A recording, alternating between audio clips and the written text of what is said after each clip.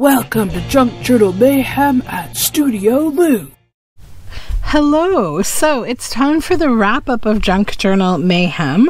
So I gotta say, this was a really fun May. At times, it was definitely a roller coaster, a little overwhelming. I probably signed myself up for doing like daily videos 2 months in a row when I shouldn't have, but you know, we're alive, we're okay.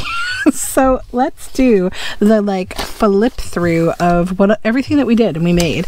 I'm gonna keep my list over here so I can use it as a guide, because I know for my April round robin I got a little wonky with what I did on what day, but take a look. This is what we made.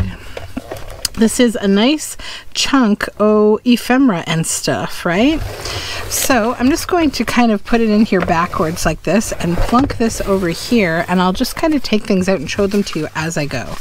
So on day one, I made 4 pieces. Yeah, 4 pieces, and it was with toilet paper. So the toilet paper is all in the background there. You can see these colors and this texture with oxides, and I added an outhouse behind all of these people to signify the toilet paper. So I really like these pieces. I think they're very funny.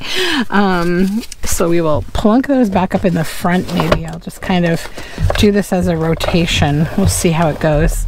Let's move my phone out of the way so I can fit this here. Then on day 2, I tackled plastic wrap, I believe. Yeah. So this was plastic wrap, and I made use of the Celestial Punks from Banana Fana Designs on Etsy. And so I used plastic wrap in the background in a couple ways. So on some of these, I've actually melted the plastic wrap on here. Did I do it on all of them? No, not all of them. So some of them. But what else I did with the plastic wrap was actually painting canvas. So painted a canvas, stuck plastic wrap down to it, allowed the natural folds and things to just dry on there, and then yanked it off after 24 hours and got this cool texture. And I really also like the plastic wrap bits that I did attach and melt onto the pieces. So I made a lot of stuff that day. Then the next day we had a cotton bud, or as popularly called, a Q-tip, and I used them here, painted, and gave this guy this wild kind of headpiece. And this one was a fun one. It was funny. I actually quite like how it turned out. I think it's really interesting. Cracks me up. Next was a can tab. So I used this can tab here to make this fold out. Dr. Emmanuel Harrison Hyde has a very big head with brains inside. I wonder what happens inside the brains that Dr. Emmanuel's head contains. Next we had a bottle cap. So I used a water bottle, plastic water bottle cap, to create this incredible mandala type thing, this like, you know, very cool piece. And it's been painted, and I made it into a shaker card. So these are bits that shake around in there. And the next day was tree bark. So I made this piece with this birch bark in the background and the fish on top. Next was bread or milk bag ties. So we did a couple things with those. So I added them as like a topper or collage pieces on here. These ones are made of paper, I believe. No, that one's plastic. No, they're all plastic. So these days they come in paper, but I also use them as jelly print, in a jelly printing, couple of different techniques. This more faded one is your traditional jelly printing, and then this one was using the piece I made as a block print. So I still have that cardboard block, or actually I glued them to the cover of an old book to make a nice hard block so I can use it again and again. So we did make a tool or two during this, which was fun. This was dry goods. So inside here we've got crushed beans and lentils and oats and things. And so yeah, that was a fun one. And it's all been stitched to be trapped inside there. Oh, and another one. We made 2 that day. Yep. The next one is leaves, and I think I made 2 pieces that day. I did. So this is a cabinet card, and I added these leaves to it. They're gilded and pierced through, and then I covered the back. And then this was from an old book, and these are eucalyptus leaves, which I again gilded, stitched over, sealed the whole thing on my Stormy paper, and I just love the feel of both of those pieces. Next we had rocks. So that was a challenging one. Little tiny rocks that I refer to as the bane of my existence, which they still are. They're part of a gardening project I'm doing in my backyard, which is almost done. So I took this Glen Lotz links and added some rocks to make this shaker card. Next we had sponge, and the sponge was sent to me that I used was from Mary Ellen of Red Parrot. She sent me this fire safety sponge, and I had a bunch of fun that day and made this piece and used the sponge on the bottom here and on the top as well on the tag. Next we have worn clothing, and I made this whole ephemera series out of a vintage little yellow kind of ecru colored dress. Used the buttons that were on there, stitched it all, and I really like how this little collection turned out with these Tim Holtz dolls. I think it came out really pretty. So those will be great. All this stuff will be great in journals. I'm really happy with it. Then this day we used a food box. So this was, I don't even remember what kind of food this was. Oh, I think it was, yeah, these caramel nut bars that I buy. And so I covered it in fabric. This is jute, stitched it down. It's got handmade paper on the back, and it's a flip. And we have this little journal card inside of this woodpecker, which hopefully I didn't glue inside. Did I glue him inside, or is he just caught?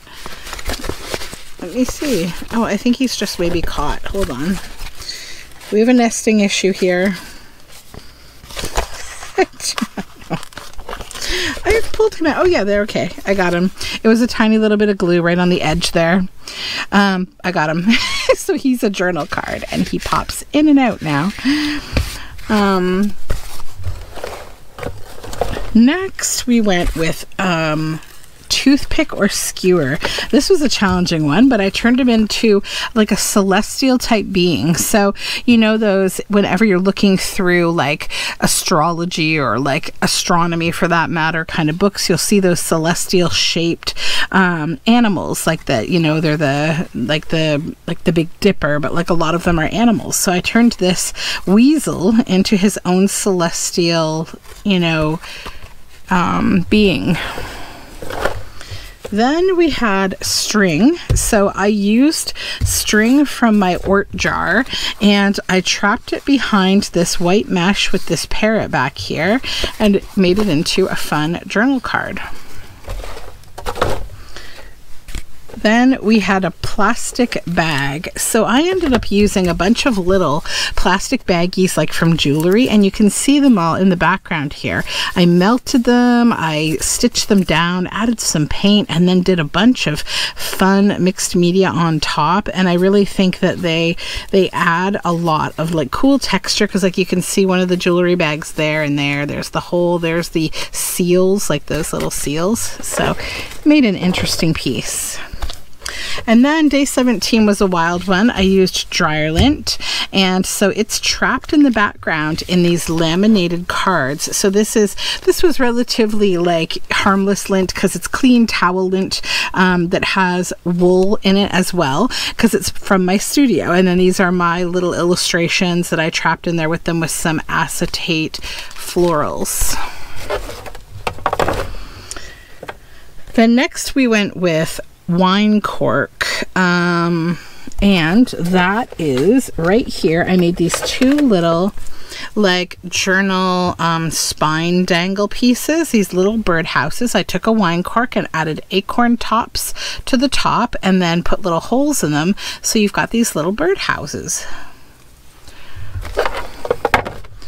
Then we went with a takeout container. So this was made from a Japanese cheesecake tray box that was this shape, and I just hid the whole thing. I didn't particularly use the aesthetic of the box. This was a project that really was about like using it up, you know, reusing, not putting it in the trash. So this is a fun journal card. Then next we had the toilet paper roll, and I made this whole little series of these little pockets from this, and yeah, that was it, I think. Or no, we also made these tags from a paper towel roll. So we had 2 tags and 4 pockets made from those 2 pieces, the 1 paper towel and 1 toilet paper roll.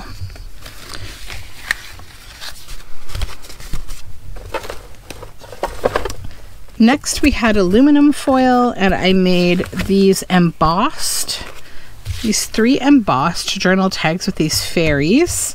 And they turned out really cute. I love the embossing and debossing. Like, it's just really pretty. So if you don't have access to like metallic papers or whatever to emboss, just use foil, glue it down, and emboss to your heart's content.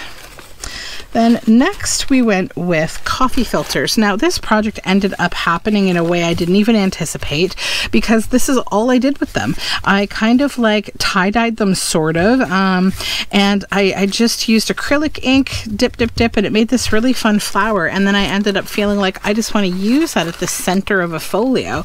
So I've got some pink acrylic ink around, coffee in the middle, and then green acrylic ink dabbed in the center. I had rolled the whole thing up, and yeah, I like them. Sometimes it's easy. Then it was something broken, and I went on my rant about how much I hate balloons, and we made these tags. So I used a foil balloon in the background of these. So this and this is all foil. I made several more of these after I was done the video, so I could use up that entire balloon. My popped balloon.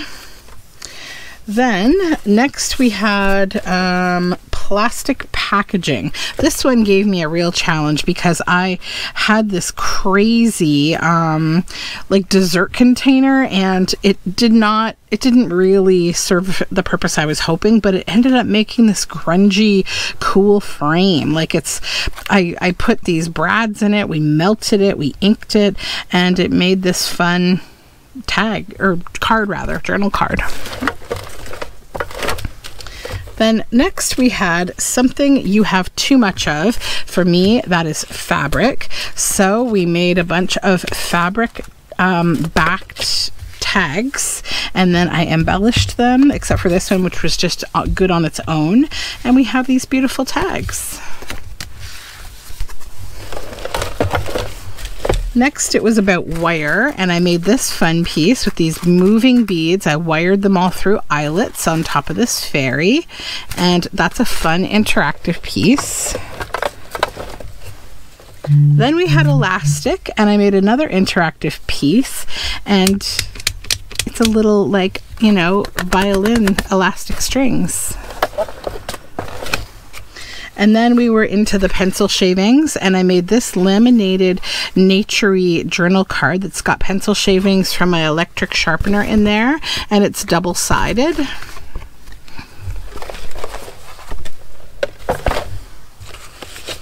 Next we had graded or shredded. So I chose to use shredded paper from my paper shredder, so we had these long strips, and I just wove them. And then I went with an egg carton. So a couple things that I did with that. The first was some jelly printing, and I haven't done, like, I didn't make pieces out of this. I just kept it as paper because, first of all, it's beautiful. I love the paint that I used, and I just want to maybe use them as is in a book. And then the other thing I made was this strange, mysterious eye box that I built out of the actual carton, and then like kind of taped it up like you would a paper mache, and then gilded the whole thing. And I think it's really interesting. I don't know exactly how I'm going to use it yet, but I may embed it into a book cover. We'll see.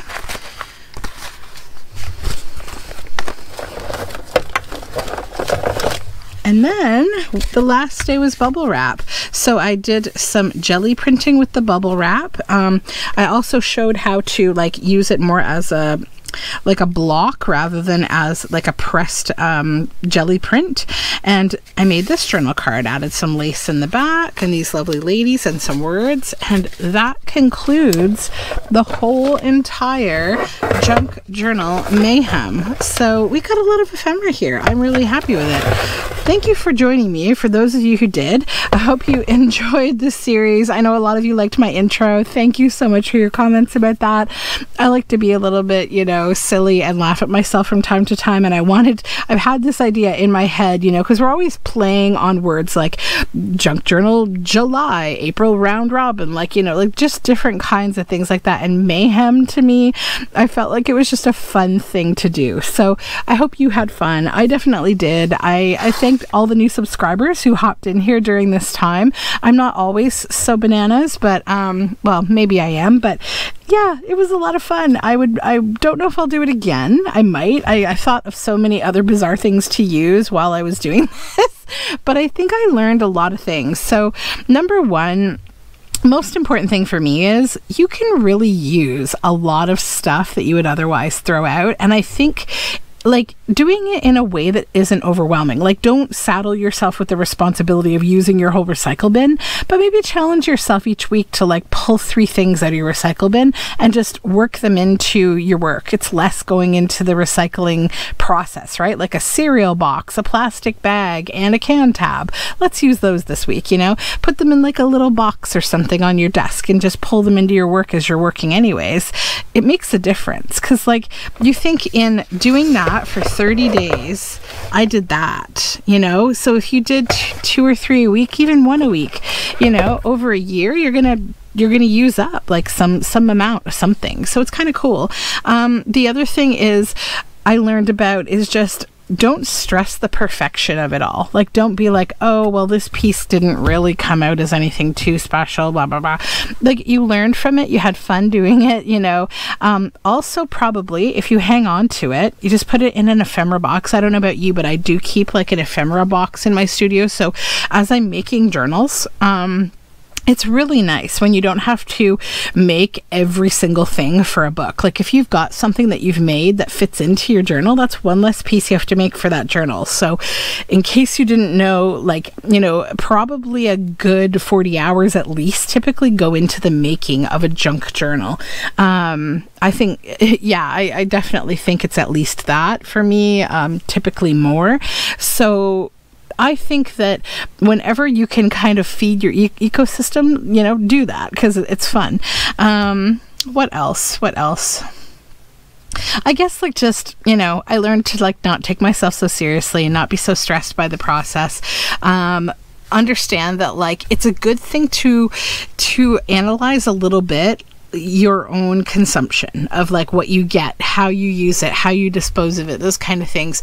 I know some topics can be like a little bit hot button issues. I think I may have discussed 1 or 2 of those, like when I talked about balloonsblow.org. Maybe there's some balloon lobbyists out here watching me going, hey, but you know, I just think when we all stop for a second, we take all of the emotion and the opinion out of everything, and you just literally think about something as a raw material. Like, what is this glue stick? This is a plastic container that has glue inside it that probably, because of the complexity of the, you know, whatever this film is that stuck to it, the effect the glue will have on it, is probably going to make this really hard to dispose of, and it's plastic. So stuff like that, while it can kind of stress you out or make you emotional, or maybe you just don't want to talk about it, or it's annoying, or you don't believe the hype, or however you feel, it's still good to think about, right? I think that's what kind of brings us all a little closer together, because we're not that different. We're really not. Even if we're on 2 sides of an issue, I think we can get a little closer together on these ones. And for me, one of the most important ones is like just about the environment. I think everybody to some degree feels that. Even if you have a differing opinion, I think at times you can go, well, yeah, that's kind of not good. You know, like a lot of plastic in the ocean, that's not good. Anyways, that's my thoughts on Junk Journal Mayhem. had a blast, and I was really happy to see so many people hop in here and join me, and some of you even did some pieces, and that's really cool. So have a wonderful day. I will talk to you soon, and I have lots of fun stuff coming up, but I'm going to take a little break from the daily challenges for a little while. I'm sure you understand. Okay, bye for now.